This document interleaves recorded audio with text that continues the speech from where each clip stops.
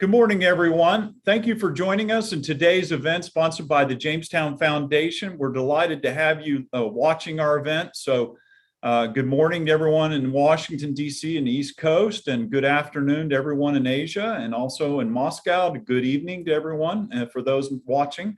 The title of our event today is Russia's Search for a Role in the Taliban's Afghanistan. We're really excited to have this event with you today and to have three of these distinguished speakers. All of these speakers have had together over a century of experience in dealing with this region. If you sum up all of their experience in assessing and watching Central Asia and Russian interaction with the region. Our first speaker will be joining us from Moscow, Pavel Felgenhauer. He is a Moscow-based analyst and columnist for Novaya Gazeta. He also writes for Jamestown's Eurasia Daily Monitor. He's a long-term military security expert on Russian policies, and we're just delighted to have him joining us from Moscow. Our second speaker will be Dr. Paul Goebel, who's a longtime expert on Russian nationalities. He's a longtime observer of events in Central Asia. Paul Goebel is known to many through the Windows on Eurasia blog that he runs and operates, and he also contributes to the Jamestown Foundation publication, Eurasia Daily Monitor. So we're delighted to have him. And last but not least, we have Dr. Fred Starr, who's the founding chairman of the Central Asia Caucasus Institute.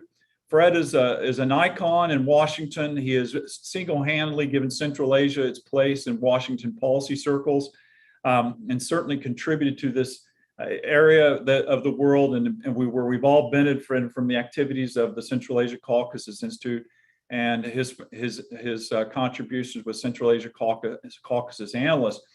Dr. Starr is also the author of the book Lost Enlightenment that has been translated into 18 different languages. So the book is certainly a required reading if anyone wants to learn about Central Asia's past, and it's also its future. Pavel, I'm going to turn the floor over to you. We'll have questions and answers after the first three persons give their presentations. We're very excited about what Russia's role and involvement is. We understand that on Saturday, a representative of the Taliban visited the Russian embassy in Kabul to talk about the Panjshir Valley and what was going on there and discuss negotiations with the last remnants of the resistance movement in Afghanistan. And we also understand that a recent CSTO summit was held, an emergency summit that was usually public, but for some reason this time it was private and was not available to the public. So Pavel, please talk to us about what's happening in Russia's search for a role in Afghanistan under the Taliban. Okay, thank you. There's, of course, the fall of Kabul has, of course, created a lot of public noise in Moscow. There was lots of gloating about the American losing the war, America being ineffective, America fading, President Biden being incoherent, and America being incoherent. Also, a lot has been said, not only by the propaganda machine, but by top Kremlin officials like Nikolai Patrushev, the Secretary of the Security Council, Russian National Security Council, that like the pro-Western government Ghani fell into Kabul, other pro-Western governments will fall, that they are inherently weak. And mostly that's implied on Ukraine, that Ukraine is a weak country with a weak pro-Western government, that it will fall when the Russian roll in, like the Taliban rolled into Kabul, the Russians roll into Kiev or Odessa or both, and that they should look out, that they should book them flights from Kiev beforehand, because soon it's all going to collapse. Everything connected with America is not stable and is prone to collapse. So that's the big line on that. But there's also a lot of inherent fear that this major change of the situation in Central Asia could mean a lot of trouble for Russia and Russian interests. There are these Stan republics that are inherently unstable, though on the face of it, they're mostly all of them authoritarian secular regimes, highly corrupt, with a rather impoverished population, and there is an internal possibility of a lot of unrest, and there's the possibility of high effectiveness of insurgencies driven by propaganda of Sharia law and jihadism. That explaining to the populace that you're impoverished and suppressed, but because these are pro-Western secular regimes, but if we introduce Sharia law, everything's going to be fine, just fine. There's going to be the wealth of these countries, and many of them are very wealthy in gas, oil, gold, and other good things, and it will be all distributed fairly under Sharia.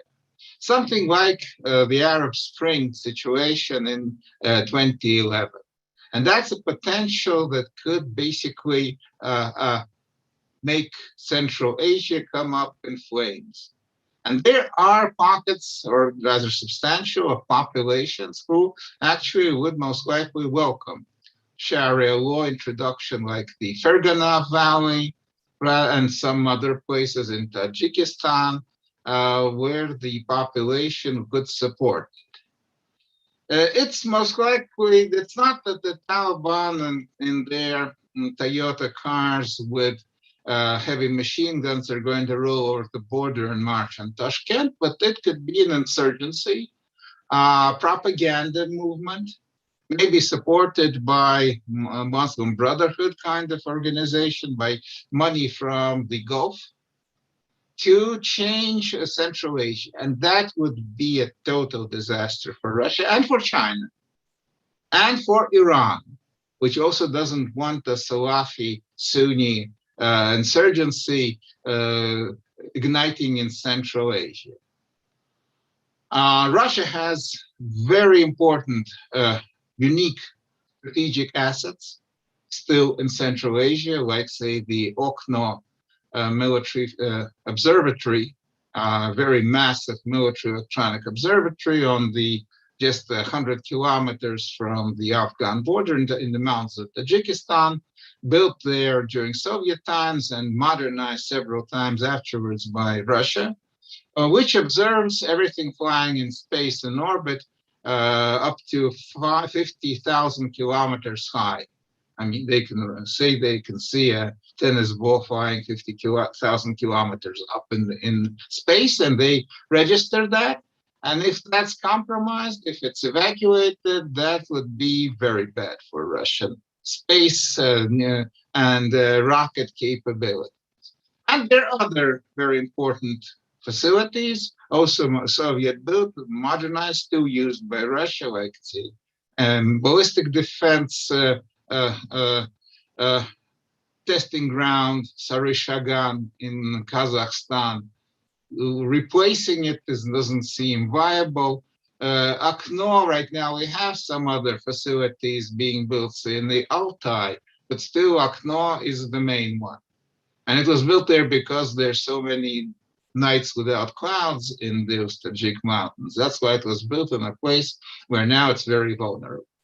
So Russia has said and actually began some military preparations to defend the border on the Amudarya and the Pyanj, defend Tajikistan and Uzbekistan. Turkmenistan is not taking part in these maneuvers because they are officially a neutral country. Uzbekistan is not a member of the Kabul alliance, but anyway, they are cooperating right now with Russia. And Russia has a division, a strength unit in the 101st Division, or it's also called 101st Base in Tajikistan. That's a motor rifle division, full strength. That's a strong unit, but the border is also very big. And if it's an infiltration, insurgency, propaganda movement that will mostly small kind of groups of agitators and insurgents moving in, and igniting already restless populations in the Central Asia, motor rifle division is not really what's going to be very effective. So there is fear there. China gets a lot of its oil and natural gas and other resources also from there, from Kazakhstan, from Uzbekistan, from Turkmenistan through Uzbekistan and Kazakhstan. And of course, the Chinese also fret that there are insurgents, Uyghur insurgents, actually in Afghanistan, where they retreated from the Chinese. There are Uzbek affiliates of ISIS called the Uzbek Islamic movement. Of course, there are ethnic Uzbeks in Afghanistan, but there are Uzbeks from Uzbekistan who are also there, fighters in right now in Afghanistan, and they'll be thinking of how to infiltrate north. And will the Taliban is saying to Russia all the right words? We will not do anything. We will prevent everything. Afghanistan is going to be a nice country. We'll have Sharia law inside, and we're not really care anything about what's happening abroad, and we will not allow anyone to do anything bad using Afghan territory, which sounds okay, but will they be able or will they be willing at the same time to control other jihadists, or they would just turn a blind eye, or maybe their control over Afghanistan will not be that secure and straight enforceable than they say they are. The Russian policy towards Afghanistan, as right now the point man for many years has been Zamir Kabulov. He's a special presidential representative. I know the man. I met him. Actually, discussed Afghanistan with him in 2012 in Chicago, where he was the only more or less top Russian representative at the NATO summit. He was always anti-American, very aggressively anti-American, despite having all those talks in Doha and other with Americans. He was saying that Americans are bad, the Americans are doing everything wrong in Afghanistan, Americans are going to fail in Afghanistan, that the Taliban is going to come out victorious, and we should build bridges with the Taliban, so when they become rulers of Afghanistan, we'll have a clear line of connection. And now he's very happy that what he says materialized. The Americans are getting out. They've been beaten. The Taliban have won, and he has friends with some top Talibs.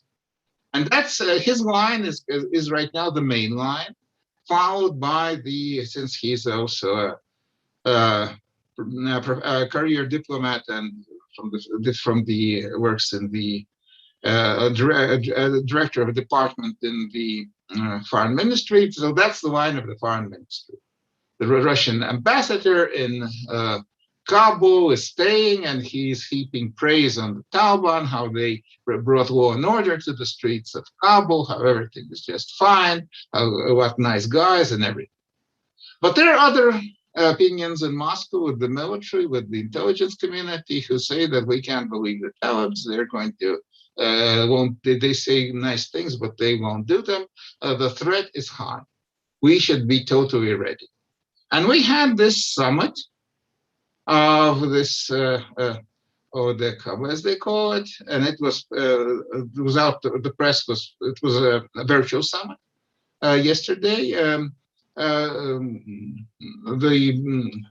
Belarus president Lukashenko told journalists what's really happened there.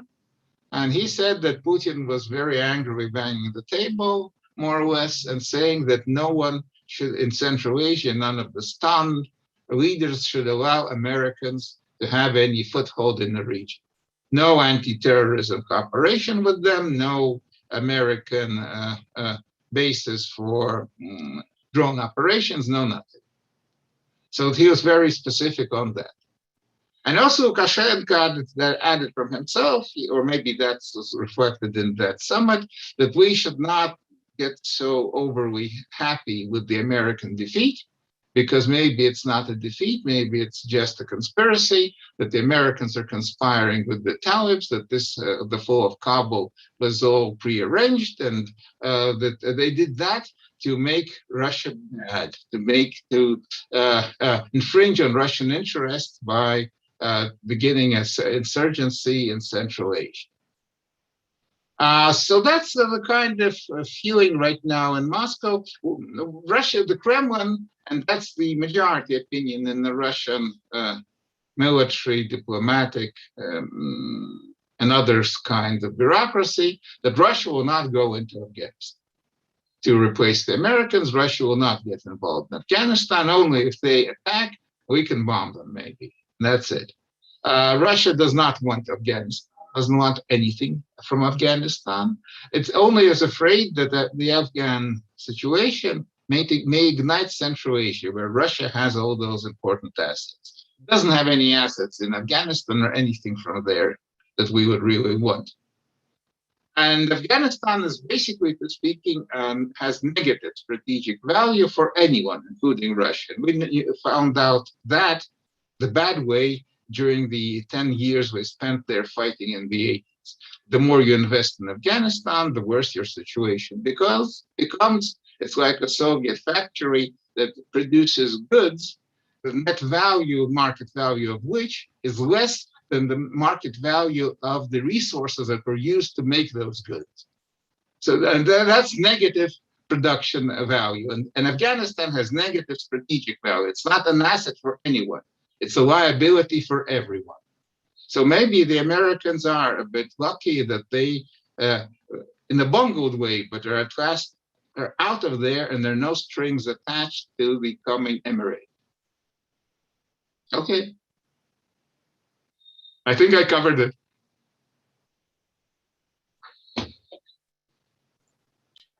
Thank you, Pavel. I think you did cover the waterfront, and it's a big, broad waterfront in terms of Russian Central Asia. And I'm going to come back to you later and ask you about some of the comments Putin made, especially about the drones. But I'm going to turn the floor over to Paul Goebel. Paul, you've had some interesting observations about Russia and Afghanistan. You wrote a piece in Eurasia Daily Monitor last week talking about kind of the echoes, reverberations of the Taliban seizure of power in Afghanistan, what it means for Russia in the long term. So the floor is yours. Thank you, Glenn. I very much welcome Pavel's intervention, and especially his suggestion of the negative value of Afghanistan for almost anyone who gets involved. But there are often places which are negative when you get involved, which you don't feel you can stay out because of the consequences they have for the neighbors. And those factors are what I want to focus on. Despite the obvious schadenfreude in Moscow about the American defeat and withdrawal, I think there's an increasing realization there, at least it appears that way for me, that the American withdrawal is anything but a net plus for Russia. That there are several serious things that are going to happen, and that those are going to put Moscow on notice that it will have to take steps, even if it doesn't want to get involved, because the steps it's taken so far are unlikely to have the positive consequences that the Kremlin hopes for. I would like to focus specifically on two areas where Afghanistan is already having consequences and is going to have more. Central Asia in the first case, some of which Pavel has already talked about. And the second is in the North Caucasus, which is increasingly important in the thinking in Moscow about the consequences of Afghanistan, with Vladimir Putin even mentioning that today. So there's a concern that those two forces become limiting factors, both driving forces and limiting factors on what Moscow is going to be doing in Afghanistan and what it can do. Before I focus on those two regions and what they're likely to mean for the formation of Russian policy, I'd like to make three preliminary remarks just to set the stage. First, if there's one thing one knows about Vladimir Putin, is that he's not happy about seeing any government overthrown by the actions of the population. even if that government is supported by the Americans and even if the opposition is against the Americans. There is a very powerful demonstration effect of the Taliban having come back against a power, something that the Russians are concerned about, I think, generally, but also they're especially concerned in Muslim areas where the Taliban's sympathies are more widespread, I think, than many believe. The second point I want to make is that I think it's very, very important when we talk about these things that we clearly distinguish two very different things. Taliban occupied Afghanistan and the Taliban. Most of the discussion of this situation focuses on what the Taliban say they want or what they'll do. But the existence of a Taliban occupied Afghanistan, if we remember what it was like 20 years plus ago, is a much bigger set of, it carries with it a much bigger set and weightier consequences for the neighborhood than anything the Taliban itself is going to say or do, as a sanctuary, as an inspiration, and as a path forward for others. And third, and I think this is one thing that's been not mentioned much in Moscow or in the West, but that is going to be playing a bigger role in the future. There's been a great deal of commentary to the effect that the Taliban are out of money. They don't have a lot of funds to do much of anything. What is the most likely thing they will choose to do? Well, the most likely thing they'll choose to do is to make money to fill their coffers by expanding the drug trade out of Afghanistan. And the drug trade goes north as well as south. And one of the places it goes through is the Russian Federation on its way to Europe. That's something that may not have a lot to do with ideology, but has a very great deal, I think, as an impact on what any government is likely to do. There's almost certainly going to be an increase in the flow of heroin out of Afghanistan in the coming months. And that won't be something that any government in the region or more generally is going to be able to look away from. As Pavel has made clear, the Russian government has focused very heavily in Central Asia on creating the defense of borders. It's built up its 201st unit. It's tried to get the frontline countries there to build up their border forces. Unfortunately, that's not a very effective strategy, given that the problems are unlikely to be from a Taliban force coming over the border than from Taliban as an inspiration or smaller groups of people coming through. It will be like building a Maginot line that people will go around or under. And that I think we have been overly impressed in the West with the Russian military buildup. The same thing I would argue is true in the North Caucasus, where Russia is, as we probably have every reason to expect, focusing on building up its force capacity rather than addressing the underlying social problems that are going to be only exacerbated by either Afghanistan as a demonstration effect or the return of North Caucasians and Central Asians from Afghanistan to these regions who will inspire people who are already disposed in that direction. And that return, as I'm going to end with, could happen under one of two very, very different scenarios. In Central Asia, Moscow very much wants to see cooperation. It's very much aware, the experts on the region have pointed out, to all of the Central Asians who've been in Afghanistan, not just people who are the co-ethnics over the border, but people from the various Jamaats and movements from Central Asia, from Xinjiang, from the Middle Volga, the Al-Bulgari Jamaat, and from the North Caucasus. They're very much aware that those groups are only going to become more active, both because they've been inspired by the Taliban victory and also because some of the people who went to Afghanistan to fight from them are likely to come home. Moscow's ability to prevent that from happening is extremely limited, as we have seen in the case of Caucasians who went to Syria and Iraq earlier. Now, building up the military force is one thing. Another thing Moscow is confronted with is worrying about refugee flows more generally. Obviously, Moscow doesn't want to see refugee flows going into Central Asia and going through Central Asia. And a major problem that Moscow is going to have to face within weeks, I think, is whether or not to finally establish a visa regime between the Russian Federation and the Central Asian countries. If that isn't put in place, it will be extremely difficult to prevent any refugees with terrorists or not embedded in them to pass through Central Asia into the Russian Federation itself. So this is the issue is, can Moscow with these countries develop such structures that will contain the situation, or are the bases that Moscow is concerned about defending simply going to be places that people walk around Maginot Line like, and that you will see more people going north? The numbers of people who are from Central Asia who are in Afghanistan is vastly larger than the number of Caucasians who are in Syria and Iraq. And the likelihood is that they will now go home. Again, as I'll say, under one of two circumstances.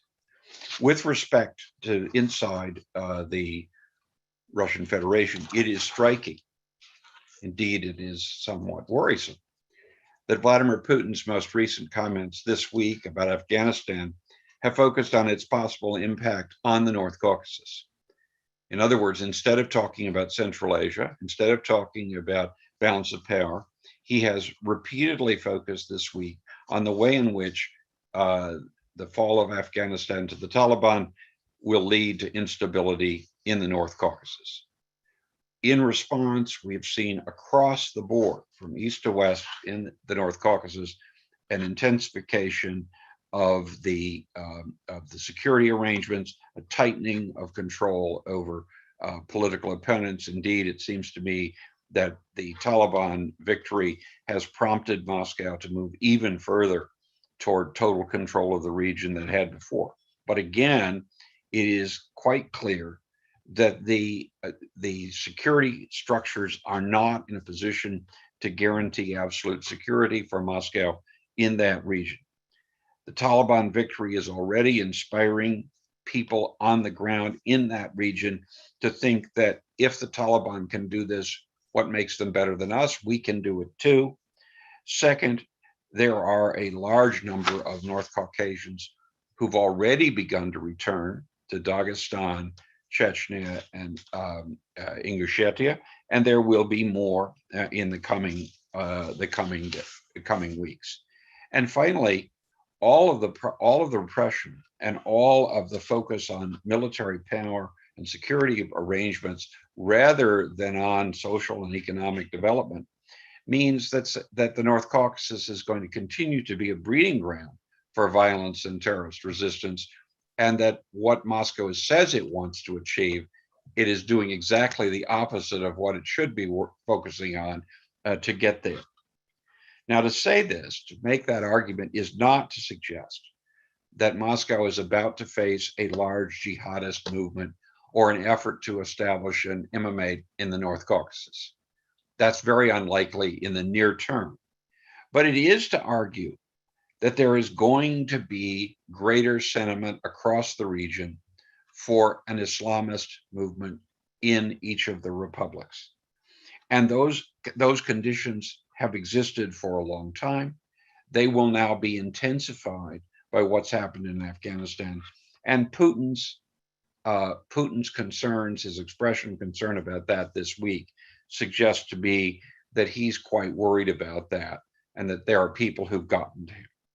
Now, one of the most important issues that's going to have to be resolved with respect to the North Caucasus is something that has already become a policy fight.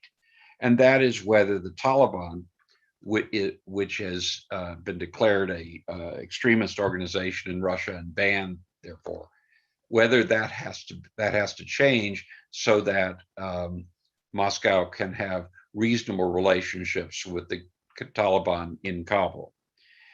There are three trends of opinion there. One group says, of course, we have to drop the ban on the Taliban, because if we don't, it will make it impossible for us to pick up the pieces in Afghanistan. The second says, no, we mustn't end that ban.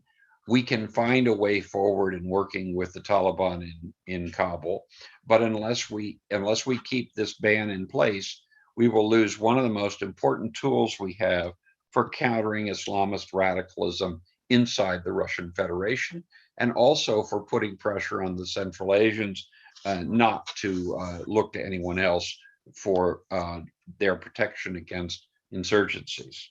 And then in between are those people who say, well, we should fudge it.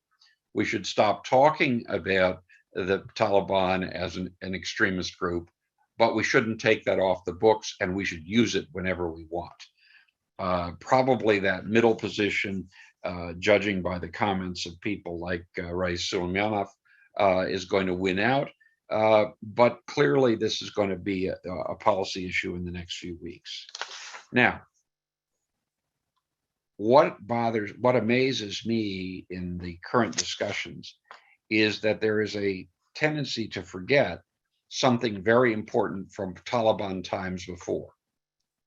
The Taliban welcomed and provided sanctuary, not just to people who signed up as Taliban fighters, but people of a variety of Islamist groups. There was, in a sort of Leninist way, no enemies on the left, no enemies from the extremist groups within Islam. And consequently, in Afghanistan, in the 1990s, there was a haven for all kinds of people, all kinds of movements from the Islamist groups. Those who focus only on the question of the Taliban moving north to Central Asia or west towards the North Caucasus are missing the point. Many of the people who are going to come from there and create problems in Central Asia or create problems in the North Caucasus are not Taliban themselves, but rather people who have gotten protection from the Taliban in a sanctuary, or as some call it, a Mecca in Afghanistan, are going to come. Now, if, as I think is likely, the Taliban reverts to form and that many of its promises to change doesn't include a change in that policy, I think Moscow is going to have to be forced into the conclusion that the fall of the Afghanistan of the Taliban was a bigger problem for them than a defeat for the United States. How they'll react to that, I don't know, but it will certainly unsettle a lot of the policy debates. But I'd like to point one thing out that I think has not been considered, and that's this.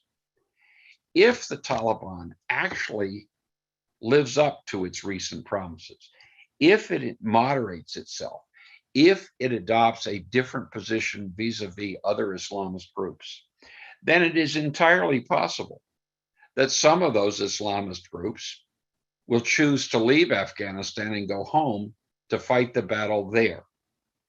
If that happens, what I am sure many in Moscow and in the West would regard as great progress and a positive development could end by creating more problems for Russia and the outside world, as many of the people who've been in Afghanistan, who've been infected by Taliban-like strategies and tactics, if not always the specific ideology, leave that country and go back either to Central Asia to the north, or to the North Caucasus further afield, or even to other Islamic group areas within the Russian Federation, then what looks positive today will look very different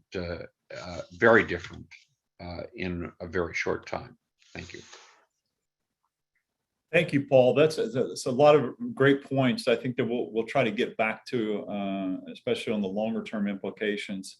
I now would like to turn the floor over to Dr. Fred Starr. Fred, you've heard a lot of different views today about different perspectives from Paul Goebel to Pavel Felgenhauer. I'm sure you have your own views about what this means as someone that's really watched Russian behavior in Central Asia for a very long time. Fred, the floor is yours. Thank you. What an honor it is to be with Paul Goebel and Pavel Felgenhauer. I can't think of two people from whom I've learned more over many decades than these about this specific region. Now, it seems to me we're confusing or not defining adequately the possible scenarios for the future. We see Taliban today. No one knows, including they themselves, don't know how they're going to evolve. They could well just be their old selves and revert to their worst practices of the past. That is a scenario that is implicit in several of the comments that have been made this morning. A second scenario is that they will somehow moderate their behavior and become, at least within the bounds of the Islamist concept that they adhere to, within those bounds, that they become a relatively normal state. And by the way, the presence in Kabul right now of people like Omar Zahilwal, who was the Afghan ambassador to Pakistan and knows that issue very well, and who is, Canadian educated and a very moderate person who has had responsible positions and recognized as such by all sides. The presence of a guy like that in Kabul today, one might think gives some credence to that second variant. A third scenario, which we can't ignore, is that they actually don't succeed, that the government comes apart. There's either a civil war or a total breakdown of one sort or another. And given the expectations which large parts of the Afghan population had come to hold on the future, this should not be excluded among the scenarios we consider. In other words, what I'm saying is that it's necessary in anything we're saying about the future of the region, about Russia, about China.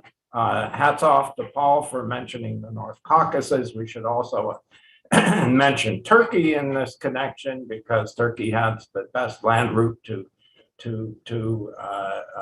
Afghanistan from the Mediterranean region. All these countries are going to be affected by which scenario turns out to be the case. I think it's necessary, therefore, not to come forward with a scenario for the future of Russia's behavior, but three scenarios, and then over time see which of these is more likely based on the nature of evolution in Afghanistan itself. Now, with regard to Russia specifically, let me drop back to 9/11.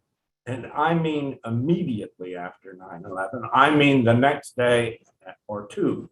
I am absolutely confident, this was confirmed to me face-to-face by three presidents in Central Asia, that Putin phoned every one of them immediately after 9/11 and said, do not enter into any cooperative arrangements with the Americans without first checking with me.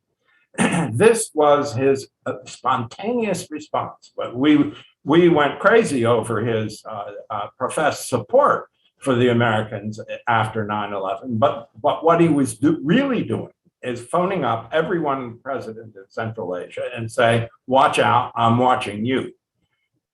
Now, I don't think that's changed at all. I think the big strategy that has informed him is, if you will, a neo-imperial one. And in spite of all sorts of changes in evolutionary shifts, which many of which are very positive, nonetheless, when push comes to shove, this old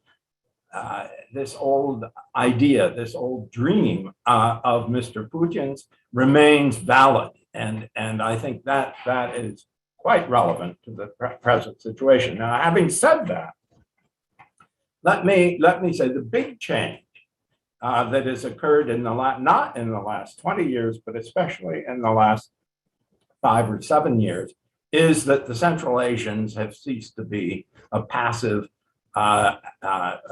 entity that is acted upon, but which is incapable itself of acting.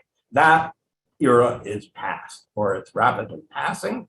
The dramatic two moments for this evolution of Central Asia as a region with its own mind on things was first a major conference held in Tashkent on July 16, at which, by the way, there were a whole room full of foreign ministers and presidents of quite a number of countries, including Pakistan and Afghanistan. This event was really a kind of debut of Central Asia, which is increasingly coming to resemble ASEAN, and in that it is coordinating among the various countries. They have already announced that there henceforth will be regular meetings of the foreign ministers as a group without outsiders. The presidents already are meeting together as a group, and Turkmenistan, which we long assumed would be an outrider, actually the president of Turkmenistan, Mr. Berdi Muhamedov, invited all the other presidents to meet in Ashgabat. They went to Turkmenistan on August 6th, had not just a productive meeting, but a surprisingly cordial one. So this is the train has left the station. There is a Central Asia. These people are coordinating. They are very cognizant of their common interests. This isn't against Russia. It's not against China. It's not against the United States. It's for themselves. Now, significantly, in taking this step, which two things are worth noting. First of all, they include Afghanistan as part of their region. That hasn't changed with these events in Kabul. It complicates it greatly, obviously, but the concept is still there. We are a single region, including Afghanistan. I think they are going to be working quietly toward that end, and there's plenty of evidence already that they're doing so, that they have maintained solid contact with the Taliban and are pushing them toward these kinds of cooperative arrangements. Maybe, depending on which scenario plays out in Kabul itself and in the country itself, this could advance further. Now, it's very interesting at this conference in July 16. Everyone knew why the conference was taking place, and very interestingly, when President Mirziyoyev, who convened the meeting, entered the room, everyone stood, as was appropriate because he was our host. Everyone stood except one person, Mr. Lavrov. He buried himself in his notes, didn't stand until the Chinese foreign minister, who was seated next to him, gave him a poke and said, "Time to stand up." Russia has not been comfortable with this evolution toward a regional Central Asia. China has been much more accommodating, it has to be said. Now, having said all this, let me then turn to the question of the role of China in this. This is complicated. It is true. Russia did do when it controlled Afghanistan. They did a geological survey. It was a pretty serious job. It was done by real professionals. But the U.S. redid this survey in meticulous detail, very high quality. And of course, the main recipients of this joint research by Russia and by the U.S. has been China. And I think Russia's biggest concern has to be that China is absolutely aced them in Afghanistan. Why do I say that? Well, they've already announced, the Chinese have, building a railroad from Peshawar to Kabul. Now, that's not just for the convenience of the ambassadors who want to go back and forth between Pakistan and Kabul. No, all you have to do is go another 25, 30 miles southeast from Kabul, and you are at Ainak, the enormous copper deposit. So the Chinese have already announced, this is not hypothetical, a commitment to building a railroad that will give them access to the copper deposits at Ainak, which they already own, and which they didn't pursue because the Taliban was giving them trouble. The Taliban won't give them trouble now. This is just the first of many steps, which I think, and the opening of Gwadar, by the way, as a major port for the region. This, in turn, is a challenge, not is a challenge to Iran, which has its own port on the Arabian Sea. So you have a kind of competing ports, and I think Iran's role in all this, which is relevant as we discuss both Russia and China, is absolutely pertinent, because on the one hand, they, like the Chinese or Pakistanis, have opened a railroad from their territory to Herat. Now that gives them total access to the entire business and trade life of Western Afghanistan. These are important geostrategic developments, and if I'm sitting in Moscow, I cannot neglect them. I mean, what does this do to our relations with everyone? So these are key factors. Now, I've only touched on transport, but I have to say that the Taliban has given every reason for us to believe that they do support the opening of transport corridors to the south. Now, that's, I believe, it's going to happen. And I suspect if they come up with any kind of functioning government, which they may or may not, that if they do, they will have, that the Central Asians and Afghans will have support from the major international financial institutions for these routes to the south. Now, what does that mean? For Russia, it means a major reorientation, not against Russia, but a reorientation embracing the entire South, including, yes, Pakistan, but even more India and Southeast Asia. This is changing geography of power, and I agree with Pavel. I think this creates some real challenges for Moscow, much less so for China, it seems to me. But there we are. Let me end with this for now, but say just one more thing, and that is that these three scenarios that I mentioned, an Afghanistan ruled successfully by, and in a surprisingly moderate way, by a reformed Taliban, an Afghanistan ruled by an unreformed Taliban, which increasingly reverts to its worst patterns of the past, or breakdown. These three scenarios are absolutely, it's important to distinguish between them as we go forward. Now, in doing so, I would suggest that the key question is the degree to which, the key variable, the degree to which the Taliban guys in Kabul are actually able to control their own people around the country. So far, totally not clear.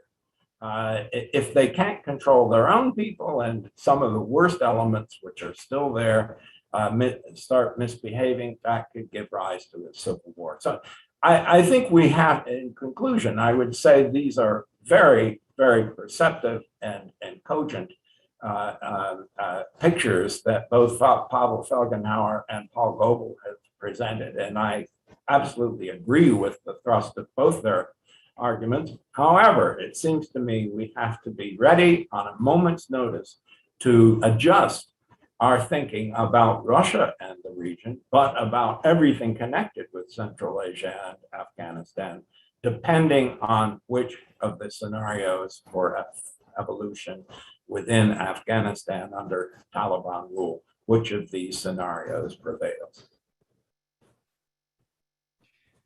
Thank you, Fred.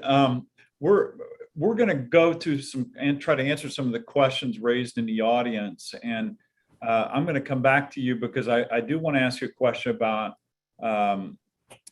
does this actually free the U.S. in the region by no longer being kind of chained down by Afghanistan? And I'm going to ask you a question about Pakistan, but I want to go to Pavel right now. We have a question from Sergei Andreev. It's a very good question. Is there really any chance now that the United States and Russia could find a reason to cooperate again over the rise of the Taliban? Are we being eternally optimistic about Putin and his relations with the United States, or is this going to continue? And the second part of the question that another person asked was about, will Russia continue to support the resistance movement in the Panjshir Valley? What does that mean? Will they play a kind of a spoiler role in relations with the Taliban in order to keep kind of a presence there? So Pavel, can you answer this? Okay, about cooperation, well, there are problems there, obvious ones. On the face of it, jihadist insurgency in Central Asia that will put the whole region up in flames is in nobody's interest. I mean, the Iranians don't want it, the Russians don't want it, the Chinese don't want it. I mean, and the West doesn't want it. Who wants such a thing happening?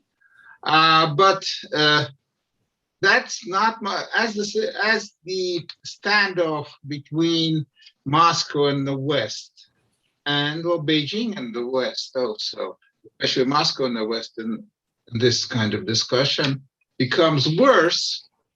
Everything becomes partisan. And I don't see right now, there can be talk about cooperation, but I don't see anything really happening very seriously on the ground. I mean, something drastic should happen in Central Asia, really. Even if Russia was not, it would be losing there.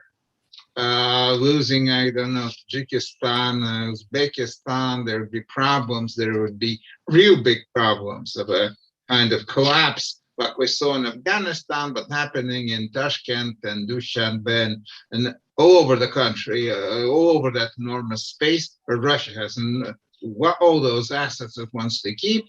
In desperation, Moscow could turn to the West and ask for help from there. Okay. But before that happens, I don't see that. About the supporting the resistance to the Taliban, they've been reported by the Russian press, actually not in a rather good light. But at present, Moscow will not make any public support for them. It will be sort of neutral. Because it's not clear, is this resistance a real thing or it's just a show, how serious it can be. And also it will depend, like with the behavior of the Taliban. That's like will we redesignate the Taliban? Right now it's designated as a terrorist organization and is banned, and will we kind of unban it?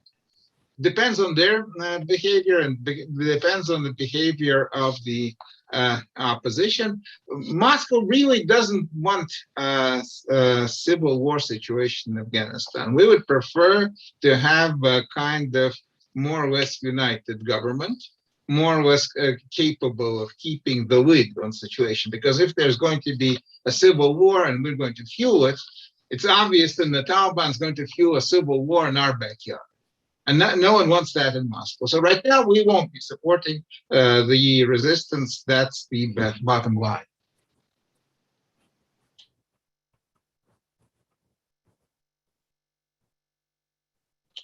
Thank you, Pavel. That's I would agree with you. And I'm gonna, when I'm gonna ask Fred the question about Central Asia or the Afghanistan and Pakistan, I'm going to come back to you, Pavel, and ask a question about about the impact on the North Caucasus that Paul brought up. But Fred, what do you think of the larger implications? Pavel said earlier that in some ways this is good for the United States because now we can kind of be free of all the regional problems and develop a kind of a vision for the region, and develop a real policy for the region as a whole.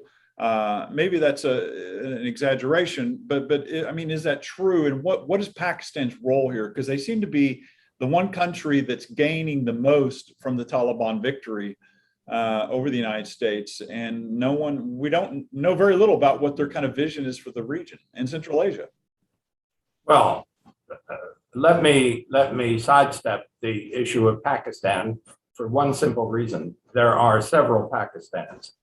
There is the Pakistan of the government, which has evolved in different directions at different times. There's the Pakistan of some very well-educated, sophisticated, Western-oriented business and other leaders in the society, press, and so forth. There is a Pakistan of major grandees who still hold a lot of territory and power, and there is a large Pakistan of tens and tens of millions of uneducated Pakistanis who are very much under the sway of the kind of movements we're talking about in Afghanistan. So how that works out, I think it's way too early to say. Let me respond though to your question, which is a very good one.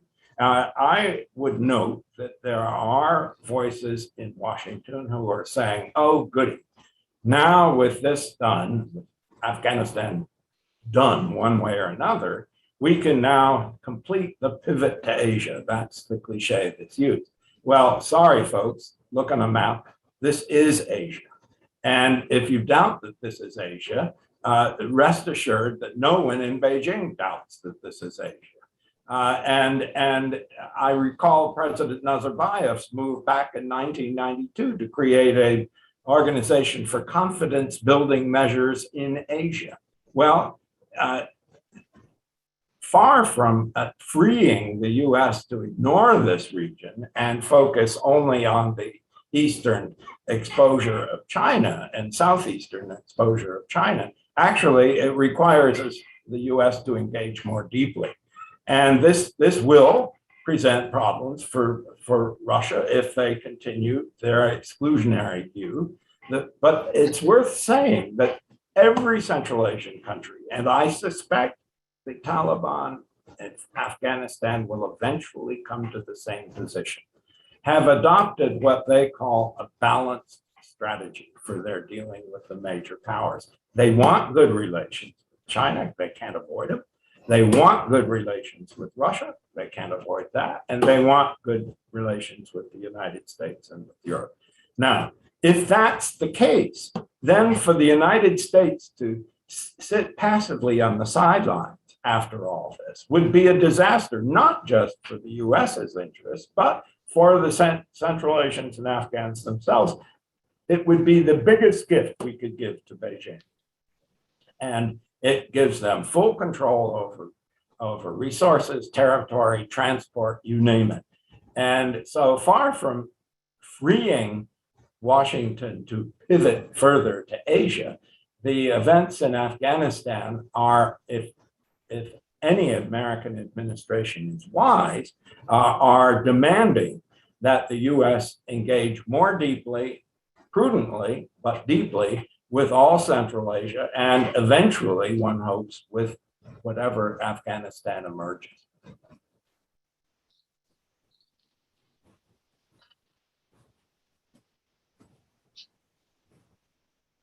Thank you, Fred. Sorry, I was trying to get the unmute.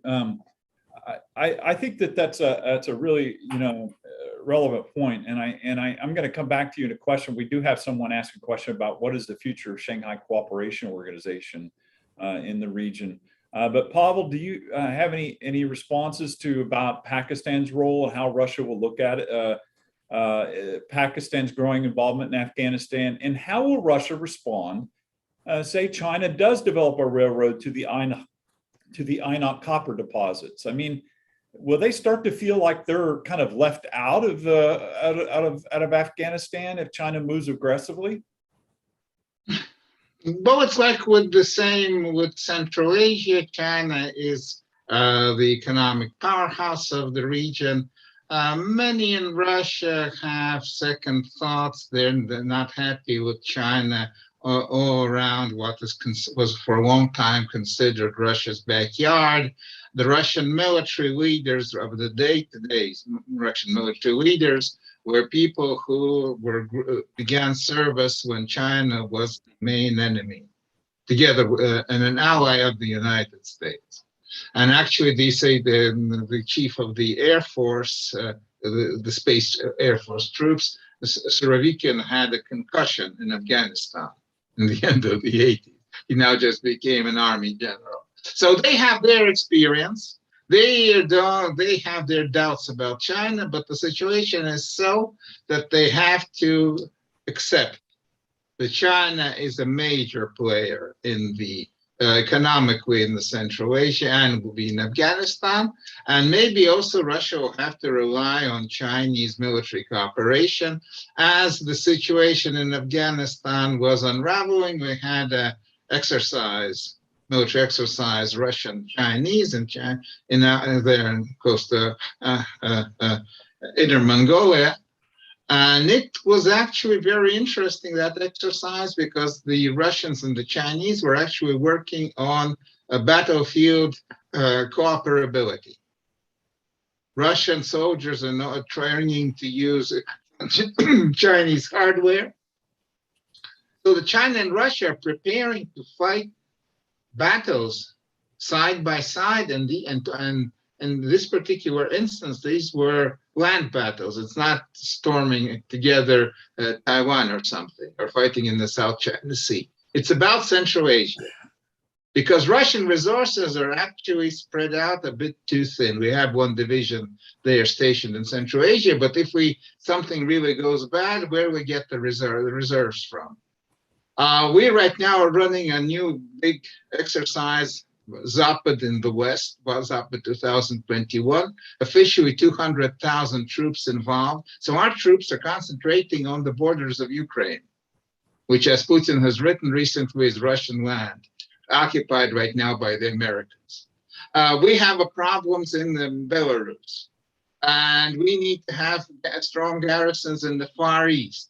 Where will we get the reserve troops if we need to bring the 5 divisions or more, 10 divisions, I don't know, 5 divisions at least, strength into Central Asia? It means our other strategic objectives will have to be curtailed.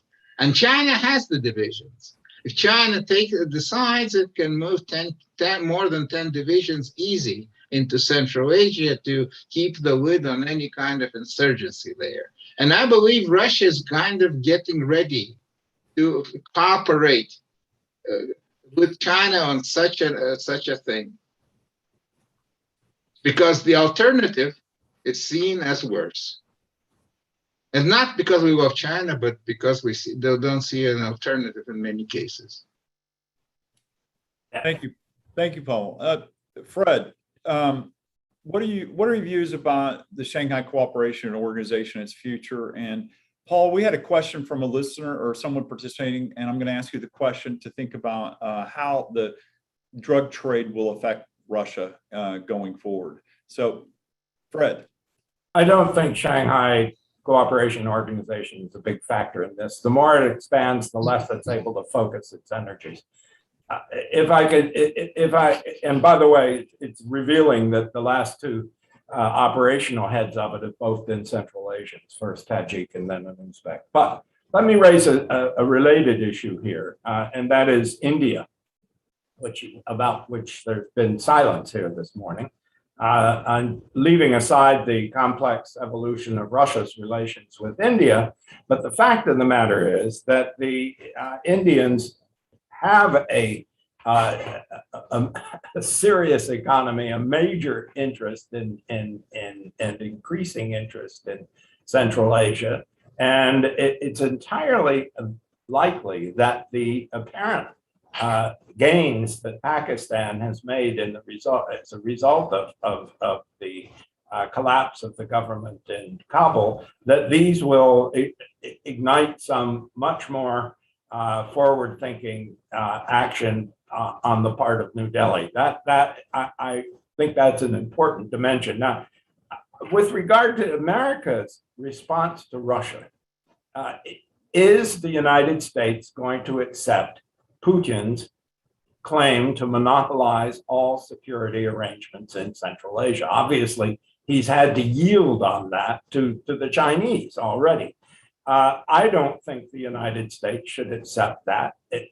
We should rather understand that all the Central Asians, and in the long run, I'm confident any successful government in Kabul will want balanced relations and security as well as in other areas. And therefore, the US, far from pivoting to some remote East Asia, should use this opportunity to do the kind of enhanced dialogue of strategic partnership that it's just created a year ago with Uzbekistan, and that we should do the same with the other countries of the region. We should be very active through NATO, which maintains solid contact. Kazakhstan is on Russia's border, yet it's maintained activity, even partnership for peace activity, training activity, and so on with NATO.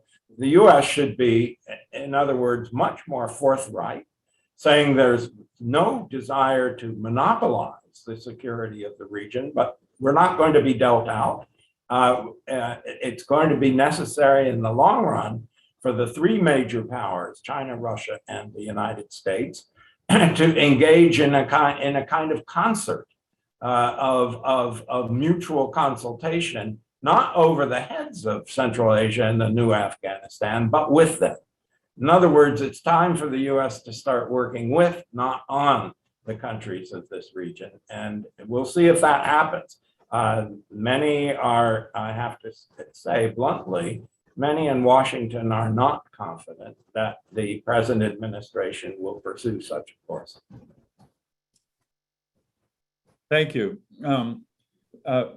Paul, I want to ask a comment about the drug. What are the future impacts? I mean, we saw the drug trade you mentioned in your discussion earlier was talking about the impact of the drug trade. I mean, what happens if we have a question from the audience about, from Susan Stewart, asked a question about the negative consequences for Russia from an increase in drug trade. Could this also be a positive from the perspective of the Russian leadership in terms of their cooperation with the Taliban? I mean, would that be some kind of avenue of cooperation between Russia and the Taliban?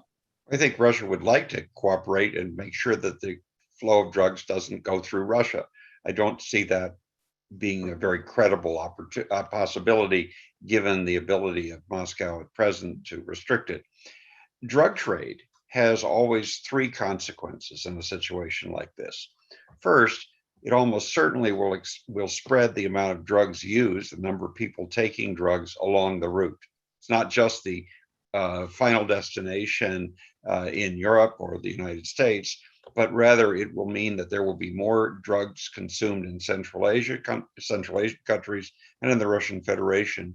And that creates a serious public health crisis, which is likely to deteriorate further, especially in the Russian Federation, in the wake of the pandemic and the Putin's optimization of healthcare, which has left medical care in that country seriously degraded. The second thing, however, is that drug trade involves almost always corruption. It provides money that you can buy off local officials. If you want to fracture and weaken states along the route, or parts of states, regional officials, let us say, in the Russian Federation, the drug trade can provide a great deal of money to allow you to do that. And third, and this is the one I think that we haven't focused much on yet, but certainly could be a factor, and there was a little bit of evidence of this earlier in parts of the North Caucasus. Drug trade money, if it's being conducted by a group in one country, Some of it, because there's so much of it, can be diverted to local activists who support your position. So it's not only corrupting the governments through whose territory you pass, but also providing funds for activism among groups that you're allied with. So if the Taliban is in control, if that scenario works out, and if the drug trade expands, I would expect to see more drug use in Central Asia and in the Russian Federation, more corruption in both places, and more money going to Taliban allied groups or other Islamist radicals who would then be in a position to inflict more pain. So this is a very serious thing. It's not just about drug consumption. It's about the way in which you use the money raised to corrupt and to support alternative activists. May I make a comment on this? Yes. Two things. First, I don't know if this is the case this minute, but a few years back, it was beyond doubt that the Russian military officers on the border with Afghanistan, in other words, in Tajikistan, especially in Badakhshan, that they were actively involved in the drug trade. I can swear this because I've met two young Russian soldiers who had actually been condemned to go back and probably to endure a very unfortunate and brutal sentence because they'd been involved. And I asked them, did you know what you were getting into? They said, yes, we did. I said, well, then you have no reason to complain. They said, we do, because the very officers who engaged us, who turned us in, were the ones who engaged us in the first place. So there's that. Will the expanded Russian presence along this border increase or decrease the military's own involvement with trafficking? That's an open question. The second is this, that in 1998 and 99, the United States made very clear that it would not talk with the Taliban until the Taliban ceased the poppy crop. And for 2 years, this actually happened. There were 2 studies by the United States government that confirmed that this happened. And on that basis, the Taliban reasonably expected some kind of positive response from Washington. That was not forthcoming, and for a very interesting reason. Various people in Washington declared that the only reason Taliban had cut back the crop for 2 seasons was to drive up the price. Now, this was a purely hypothetical argument. It could have been tested in various ways. It wasn't. And so the question in my mind is, will the Taliban government in Kabul today view drug production as a bargaining chip? And if so, with whom and how? Thank you. I think that this overall context of this conversation is kind of, we're touching upon a lot of variety of different issues and regionally how the conflict and the U.S. withdrawal and the rise of the Taliban and how the U.S. withdrawal is affecting the region. Let me ask you, all of you are experts on the South Caucasus. What are the repercussions? We got a question from Margarita Stanova, who's asking, what are the implications for the South Caucasus of the U.S. withdrawal and the rise of the Taliban? Anyone care to jump on that? Oh, Okay. Okay. Go ahead, Paul. Yes, I experienced a short power blackout, so I was out for some time, if you maybe noticed. Now I'm back. So the north, we're talking North or South Caucasus? South Caucasus. So I said South, yes, okay. I've been constantly contacted, even today, by sources, news organizations in Armenia and in Azerbaijan. The situation there is becoming increasingly dire. And right now, the main issue is, I believe, that because of what's happening in Afghanistan, no one's really paying any attention on the continued clashes between Armenian and Azeri forces on their border. And apparently, it's a possibility that the region is maybe slipping into a renewed local war, actually. And that's a serious, and it's the serious problem right now is that Russia, as I said before, has limited resources. Yes, we have a very big military now, a standing army of over 130 permanent ready battalion tactical groups, which is a hell of a lot for peacetime. But if we're trying to kind of get ready for action in the Ukraine and the Belarus and Kaliningrad, facing off the NATO and the Baltics, and in Afghanistan, and keeping a strong garrison in Chukotka. If the Americans come over the Bering Straits from Alaska, or we go there, I mean, we get stretched out. The Russian peacekeeping operation in the Karabakh is slim.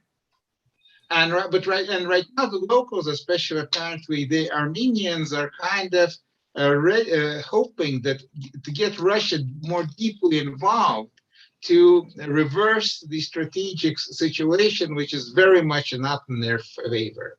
And they apparently believe that rising the tensions there will make Russia make a decisive choice between Azerbaijan and Armenia, which Russia does not want to make, because from the point of view of Moscow, they all should be Russian subjects. Russia should restore the old imperial border, Soviet border of south of Transcaucasia, and both Armenia and Azerbaijan and Georgia should be under the Russian protectorate, and then Russia is going to solve all their problems as it did before.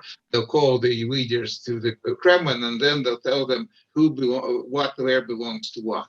So this is a problem with Russian resources spread out thin, situation beginning to unravel at the same time in different parts of what Russia believes is its great kind of sphere of influence in Eurasia. And can Russia actually cope and take on the responsibility that the Kremlin proposedly says, this is our zone, you Americans keep out, we're going to keep things here, but can we do it? Do we have the resources? I'm afraid not at all.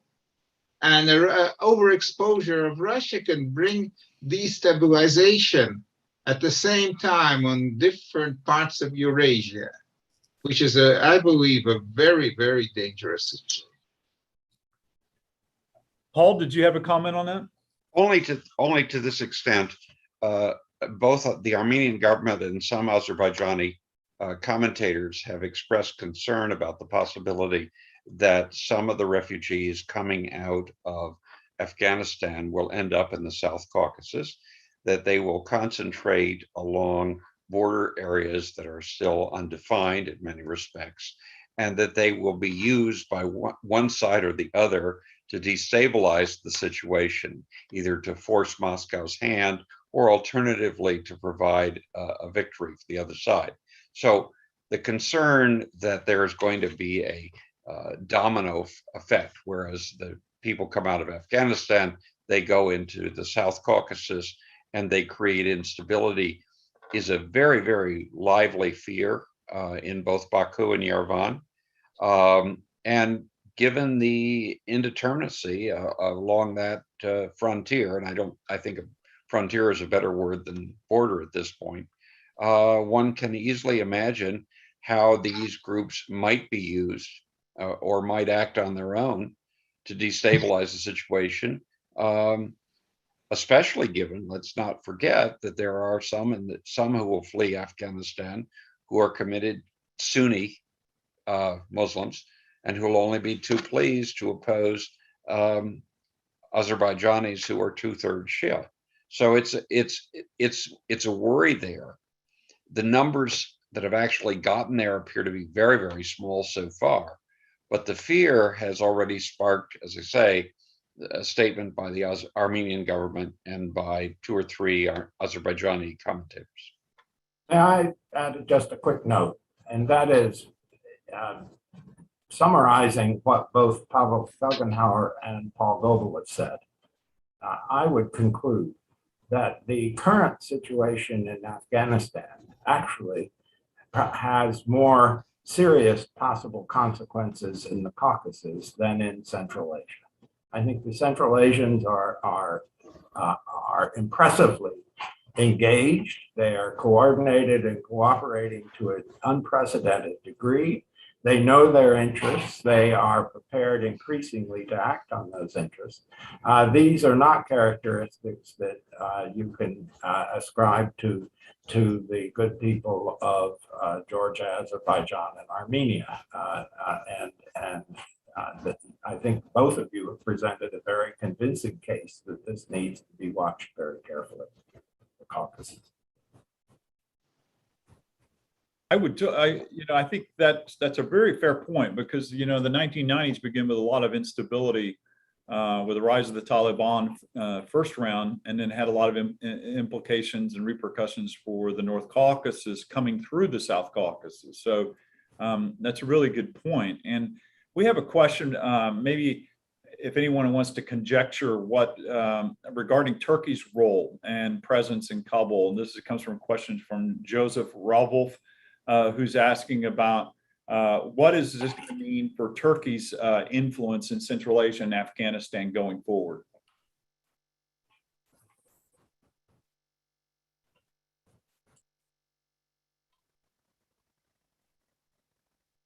Fred, you're on mute.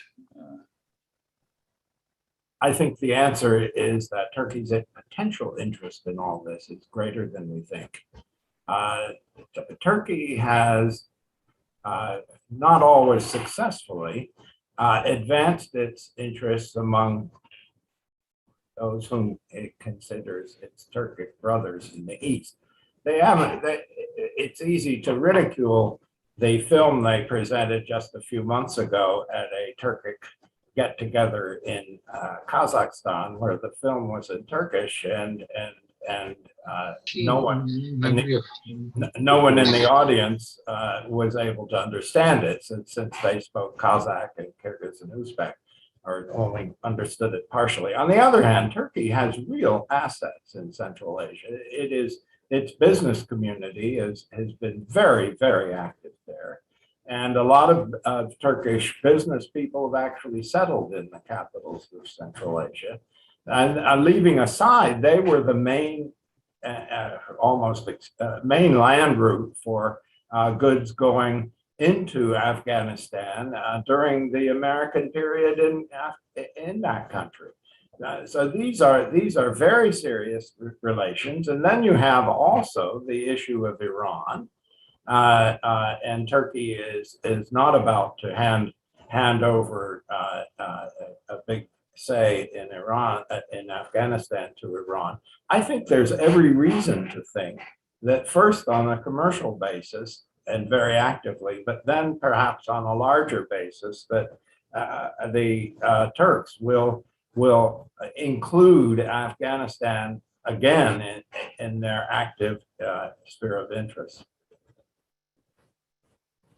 I think I think that Turkey's presence, I totally agree with you that its presence in Central Asia is going to do nothing but increase, especially in light of Turkey's kind of strategic alignment with Pakistan and Azerbaijan. As we wrote about in Eurasia Daily Monitor, that Pakistan is going to be conducting military exercises in Azerbaijan in the near future. So I think these are a lot of things to keep an eye on. Pavel, I want to ask you a question about, you have repeated several times, you have talked about Russia being kind of overextended and a lot of things are going on in its neighborhood. Does that mean that Russia is going to be more prone to because of Afghanistan, it's going to be kind of more focused on its regional periphery? And how does what are the implications for the confrontation with Ukraine? You imply that they have plenty of military combat readiness forces that they can commit along the periphery, but at the same time, you're kind of indicating that they can't be everywhere at once. And Paul, what do you think? I'm going to ask Pavel to respond. Paul, what do you think about, what does this mean for Russia? You were someone that predicted the collapse of the Soviet Union when you're at the State Department in the 90s, and so you saw that firsthand. I mean, I'm going to come back to you after Pavel and ask you that question. Pavel, what do you think?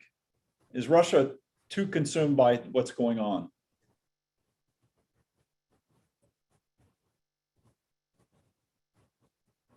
We can't hear you. There. 1, 2, 3, 4, 5. Yeah. Yes. The Russian military, Russian general staff, they're always at their best when they execute a well-prepared, well-rehearsed plans. Russian military hate improvisation. They are not really about improvisation. Russian military tradition, Russian military education does not envisage a lot of initiative on the lower levels, or they simply don't understand what it means, the term rules of engagement, because the rules of engagement is that you phone your superior and he tells you to shoot or not to shoot. That's the rule of engagement in Russian style. And so we have prepared plans.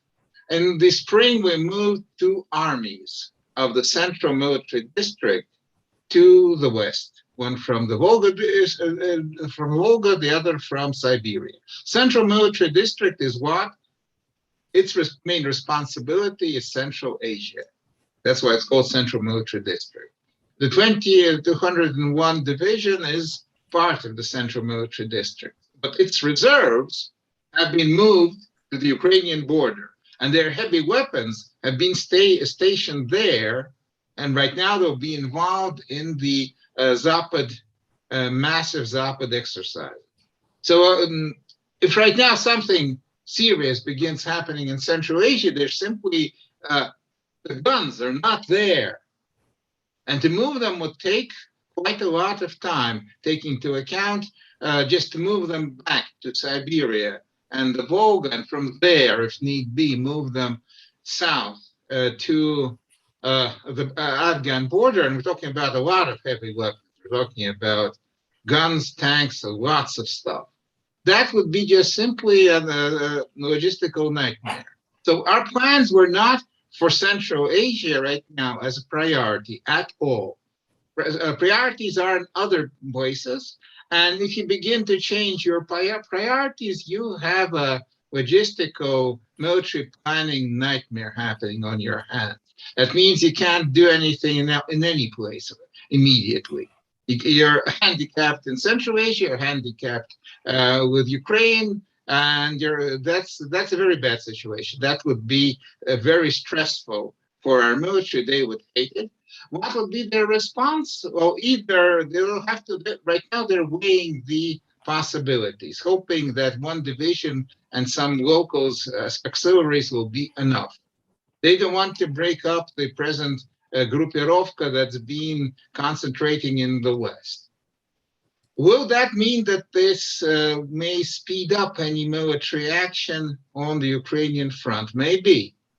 Maybe it would be seen as better to get rid of the Ukrainian situation before Central Asia goes up in flames. Or the other way around, to forget about Ukraine right now, hope that it will disintegrate on its own because of economic and political issues, and concentrate the forces in Central Asia.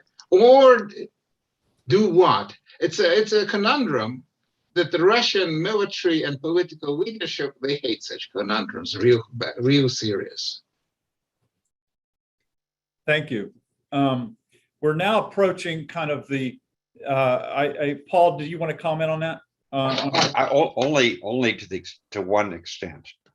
This being overextended is not something new. In 1979, when Moscow decided to send forces into Afghanistan, it initially used forces drawn from just over the border who were third-tier forces, poorly armed and poorly trained. It was only 60 to 100 days later that they pulled them out and brought forces from Eastern Europe and from along the Chinese border, 2 places they didn't want to move troops. The problem that Moscow faced in Afghanistan, of course, highlighted some of these overextensions and made a major contribution over the next a decade or so to what brought the USSR apart. It's not impossible to imagine that being overextended could lead in one or another place to a major Russian defeat, and that such a defeat could become the basis for a move toward fragmentation or demands at least for radical decentralization. So the the points that Pavel and Fred are making about being overextended and the unpredictability of it affects not only the government, but also the population. But one can imagine that if overextension means a defeat in a particular place, that will have a major echo in the population of what is now the Russian Federation. Thank you. That's a great parting comment. Could I make a very brief note? Yes, and this will be the last comment. We need to end the discussion, but Fred, we'll give you here. Very interestingly, this entire discussion hasn't once mentioned military equipment. And on this, the United States inadvertently did something with very serious implications. Under President Ghani, there were discussions with Moscow about possibly purchasing military gear there. I understand helicopters were under discussion. Since the United States has left such a grand gift of military equipment, this unfortunately denies the Russian manufacturers a potential market, which I'm sure they would have been foolish not to have exploited. It's not there now and won't be for probably a decade.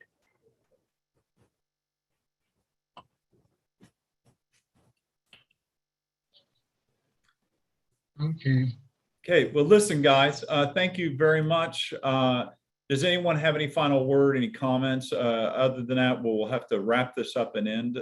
Maybe just a very, very short one. Yes. About the military equipment. No, that's not the real problem. The Afghan have pilots and expertise to fly Russian Mi-8, Mi-17 helicopters. They don't really have the expertise or the pilots or the supplies of maintenance to fly the Black Hawks.